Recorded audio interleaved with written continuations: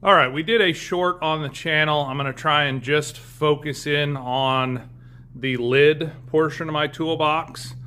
And I've said it on the previous videos, and I'm going to reiterate it here. I've always worked at a shop that I did not have to lock my toolbox every night when I went home. And I've always had the mindset that if I did, I needed another shop to work at. Now, this is my home shop. I still work, but I'm more mobile now. I run between 5 of our locations all week. So I don't have a setup like this because it's not mobile. However, this setup has been kind of brought together from just 25 years of doing this in the service bays. And one of the questions was about these socket organizers.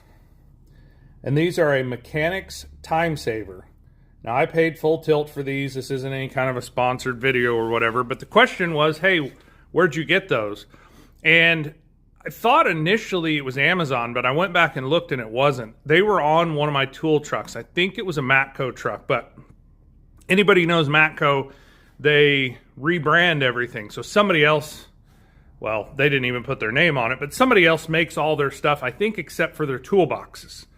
So I did find these. They have a website. You can find it out there. The 3/8 one that I did find was about $35.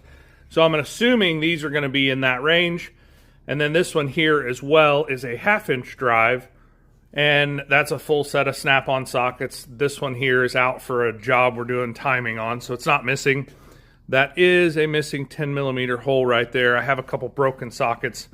I don't have a Mac dealer anymore. These magnetic ones are gray pneumatic. I just need to order another set. It's just about cheaper to order a whole set of sockets than it is to order 1 or 2. This here is what they supply when you buy from Snap-on. This is just a magnetic reel or a magnetic rail. This is Ulsa tools here. I do have a Mac magnet rail up there. It works out really good. Those are fender covers that 3M made years ago. If I could find some more of these, I would definitely buy them. They're way better than the crappy ones or the ones you get from Cintas. I believe that is Ulsa as well. Obviously Monster.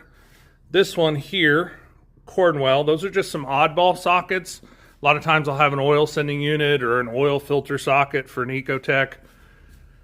Got some Snap-on FDX mid-height sockets there, but there's a lot of real estate here that a lot of guys don't utilize. My power probe hangs up there. So this is just my lid of my roll.